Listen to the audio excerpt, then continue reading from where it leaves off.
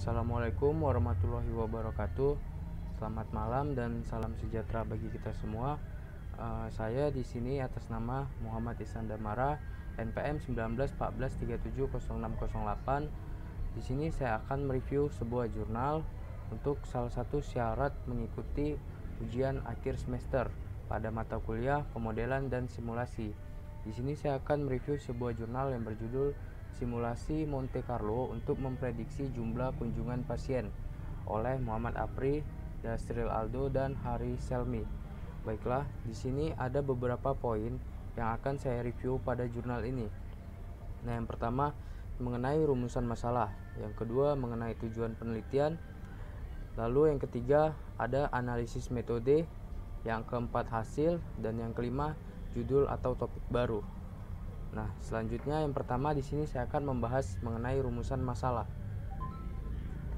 Puskesmas merupakan unit kesehatan yang didanai oleh pemerintah dan merupakan unit kesehatan yang didanai oleh pemerintah yang merupakan unit yang menjadi rujukan masyarakat dalam melakukan pemeriksaan kesehatan. Puskesmas juga merupakan fasilitas kesehatan pertama dalam memberi pelayanan kesehatan dalam suatu wilayah kerja.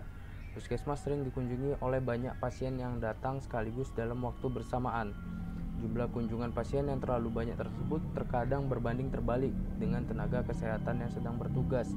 Hal ini menyebabkan pelayanan kesehatan yang berlangsung menjadi kurang optimal. Nah, itulah rumusan masalah pada jurnal ini. Lalu yang selanjutnya, saya akan membahas mengenai tujuan dari penelitian jurnal ini. Nah, tujuannya adalah untuk memberikan informasi pada pihak puskesmas tentang prediksi jumlah kunjungan pasien yang kemungkinan terjadi di masa yang akan datang. Data yang digunakan adalah data jumlah kunjungan pasien tahun 2016, 2017, dan 2018 pada puskesmas Air Haji. Nah, hasil dari penelitian ini adalah prediksi jumlah kunjungan pasien masa yang akan datang dengan tingkat akurasi rata-rata 91% dan 71%. Sehingga informasi ini bisa menjadi rujukan bagi pihak puskesmas mengambil tindakan dan kebijakan untuk memperbaiki kualitas pada pelayanannya. Lalu selanjutnya di sini saya akan membahas tentang analisis metode pada jurnal ini.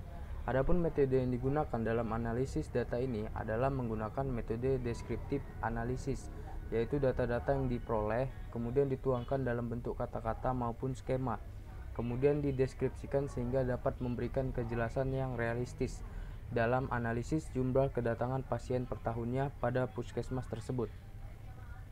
Nah, lalu saya akan membahas mengenai hasil yang akan dibuat oleh jurnal ini, yang termuat di dalam jurnal ini, yaitu hasil dari simulasi dapat memberikan info kepada pihak puskesmas dan digunakan sebagai acuan dalam pengambilan kebijakan ke depannya.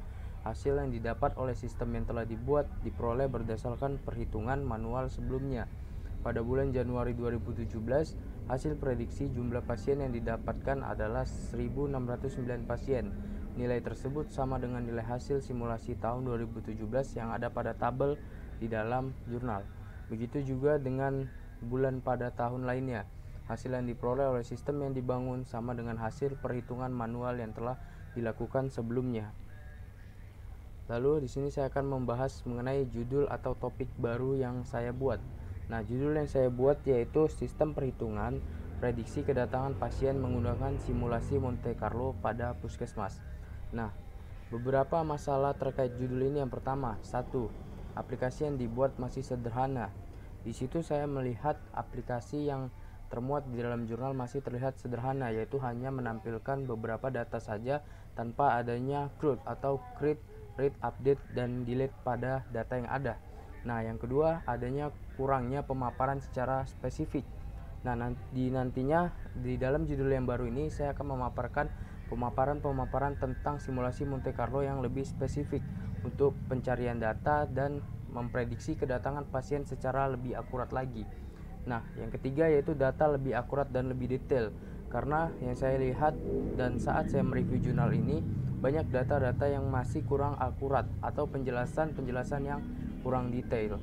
Nah, sekianlah review dan presentasi saya mengenai jurnal ini. Lebih dan kurangnya terima kasih.